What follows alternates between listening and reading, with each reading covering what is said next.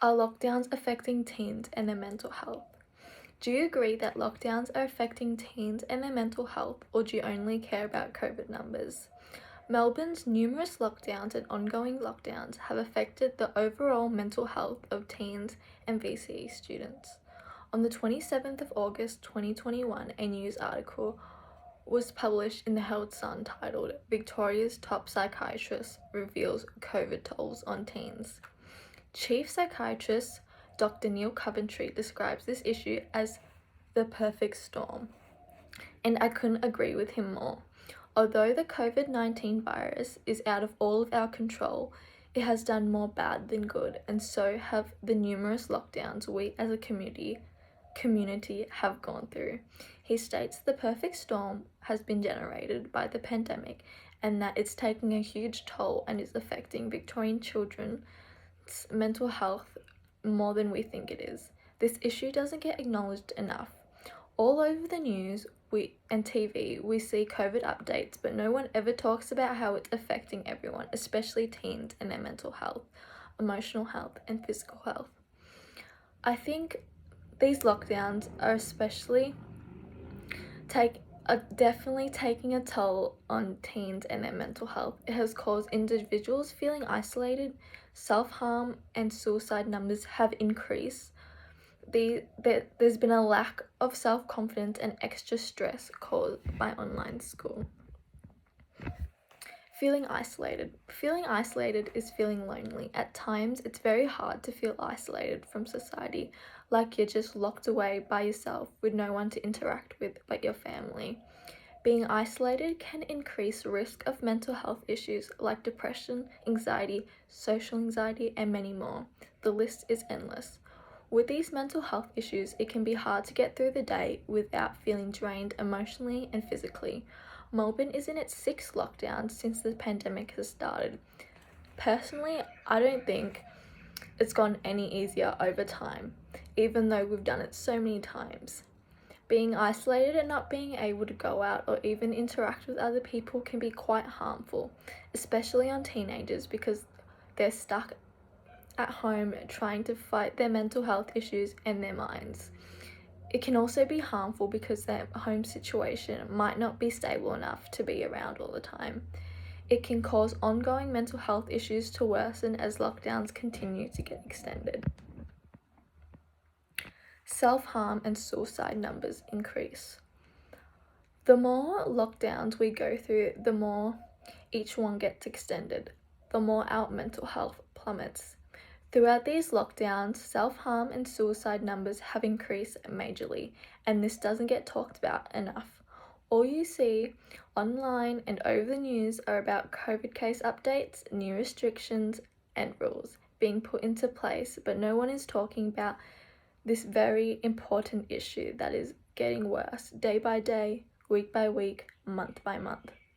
In the article that was published by the Herald Sun on the 27th of August 2021 by Dr. Coventry states that the number of teenagers taken to the hospital after self-harming spiked by 51% compared to the same period of time the previous year, going from a weekly average of 98 in 2020 and 148 in 2021.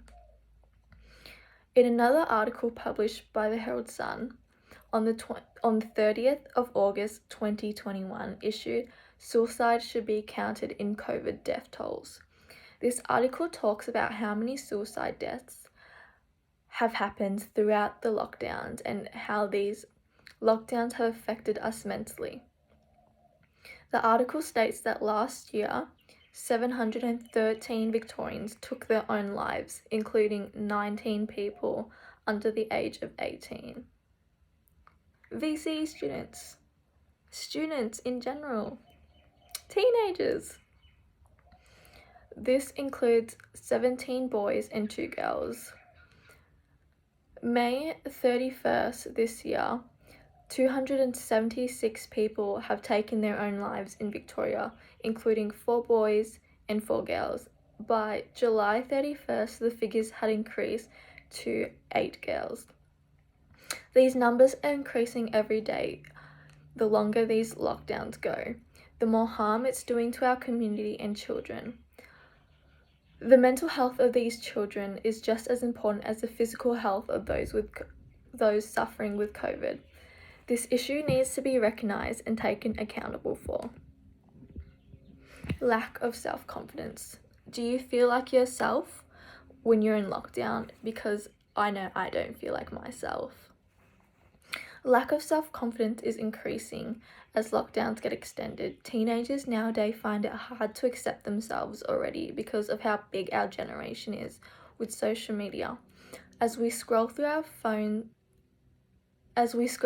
social media, we see beautiful people everywhere with perfect skin, the perfect body, the perfect life. The list goes on.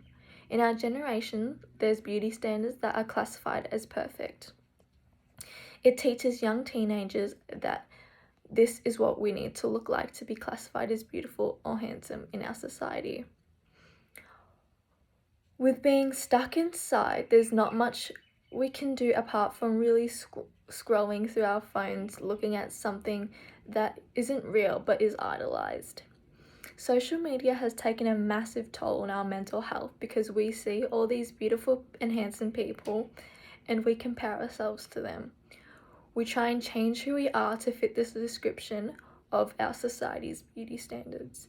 In everyday life, it's hard to find love and compassion for yourself and to feel confident in your skin and to be who you are without worrying about what anyone else thinks. Sometimes you just feel lost and you wish you could be someone else, but this isn't the way we should be living. We should love who we are regardless of what society thinks the perfect beauty standards are. Extra stress with online school. Since lockdown has commenced, it has been hard to keep track of when we'll be out of lockdown, when we'll go into another lockdown, or even if lockdowns are going to get extended again. It makes us all feel uncertain and anxious. Being a VCU student, I find it very hard to try and focus on school while aiming to try and get the best grades that I can while going in and out of online school throughout the past 2 years. There is no doubt about it that school is easier through face-to-face learning. Through face-to-face learning, you have access to your teachers, resources, you are able to ask for help and receive it straight away. Your learning and teaching is just overall better. I've noticed that throughout lockdowns and doing online school, I have lost so much motivation to get any of my schoolwork done. I'm finding it really hard to focus at home because there are so many distractions here. I know I'm not the only one suffering the same problem. All students feel the same way. We're all feeling unmotivated to do our work. We have no drive. Online school is causing us so much stress we can barely function and get the grades we want. School is coming to an end soon, and with exams coming up, we aren't able to get the proper preparation for exams because we aren't at school getting the help we need to succeed. Online school affects us all, both teachers and students. In conclusion, I urge Dan Andrews and the government to take into consideration that these lockdowns are affecting teens and their mental health. It's taken a huge toll on individuals, making them feel isolated. Since lockdowns have commenced, self-harm and suicide numbers have increased. Teenagers have a lack of self-confidence, and that online school is causing us a lot of stress. I hope you've listened to what I've said and tried to take action and acknowledge how lockdowns are affecting teens and their mental health. Thank you for your time and listening to my argument on why I think lockdowns are affecting us teenagers and our mental health.